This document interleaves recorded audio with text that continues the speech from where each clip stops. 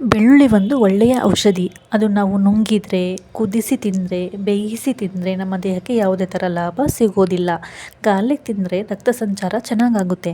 ನಮಗೆ ಯಾವುದೇ ಕಾಯಿಲೆ ಬರದೇ ಇರೋ ಹಾಗೆ ನಮ್ಮ ದೇಹವನ್ನು ಪ್ರೊಟೆಕ್ಟ್ ಮಾಡುವಂತಹ ಕೆಲಸವನ್ನು ಬೆಳ್ಳುಳ್ಳಿ ಮಾಡುತ್ತೆ. ಇವತ್ತಿನ ವಿಡಿಯೋದಲ್ಲಿ ನಾನು ಬೆಳ್ಳುಳ್ಳಿ ಹೇಗೆ ತಿನ್ನಬೇಕು, ಹೇಗೆ ತಿಂದರೆ ನಮ್ಮ ಆರೋಗ್ಯಕ್ಕೆ ಒಳ್ಳೆಯದು, ನಾನು ಹೇಳುವ ರೀತಿ ನೀವು ತಿನ್ನೋದ್ರಿಂದ ಒಂದು 10 ಕಾಯಿಲೆಗಳನ್ನು ಗುಣಮುಖ ಮಾಡುವಂತಹ ಒಂದು ಶಕ್ತಿ ಬೆಳ್ಳುಳ್ಳಿಗೆ ಇದೆ.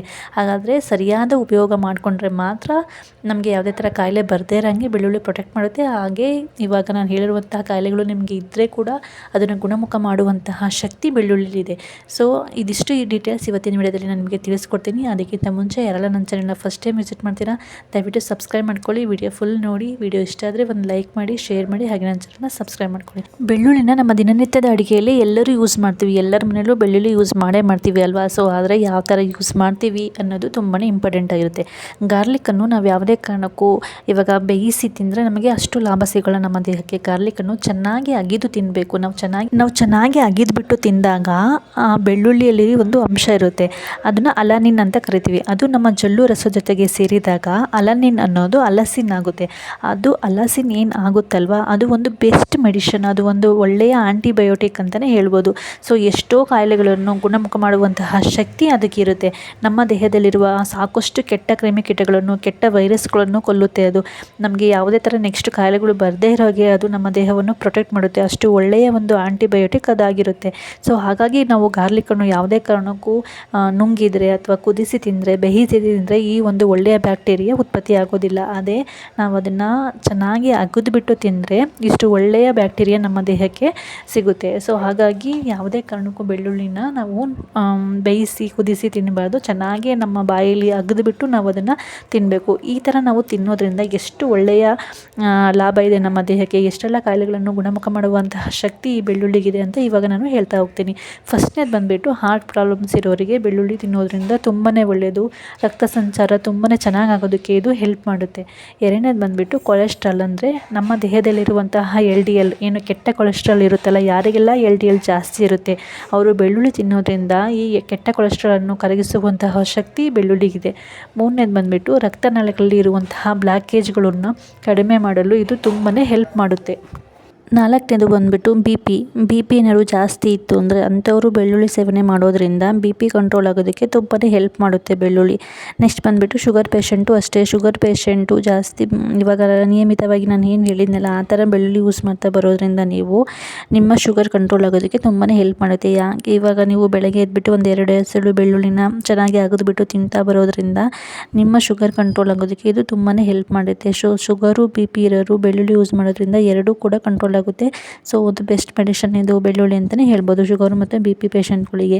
ನೆಕ್ಸ್ಟ್ ಬಂದುಬಿಟ್ಟು ನಮ್ಮ ಸ್ಕಿನ್ ಹೆಲ್ತ್ ಇಂಪ್ರೂವ್ ಆಗೋದಕ್ಕೆ ತುಂಬಾ ಹೆಲ್ಪ್ ಮಾಡುತ್ತೆ. ನಮ್ಮ ಸ್ಕಿನ್ನೆಲ್ಲ ಏನಾದ್ರು ಕೆಲವೊಬ್ಬರಿಗೆ ಅಲರ್ಜಿ ಸಮಸ್ಯೆ ಇರುತ್ತೆ, ಅಂಥವರೆಲ್ಲ ಬೆಳ್ಳುಳ್ಳಿ ತಿಂತಾ ಬರೋದ್ರಿಂದ ಸ್ಕಿನ್ನಲ್ಲಿ ಏನೇ ಅಲರ್ಜಿ ಸಮಸ್ಯೆ ಇದ್ದರೂ ಕೂಡ ಅದು ಕಂಟ್ರೋಲ್ ಆಗುತ್ತೆ. ಸ್ಕಿನ್ ಹೆಲ್ತ್ ಇಂಪ್ರೂವ್ ಆಗೋದಕ್ಕೆ ಬೆಳ್ಳುಳ್ಳಿ ತುಂಬಾ ಒಂದು ಸಹಾಯವನ್ನು ಮಾಡುತ್ತೆ. ನೆಕ್ಸ್ಟ್ ಬಂದುಬಿಟ್ಟು ಮೂಳೆಗಳ ಆರೋಗ್ಯಕ್ಕೂ ಅಷ್ಟೇ ಬೆಳ್ಳುಳ್ಳಿ ತುಂಬಾ ಒಳ್ಳೆಯದು.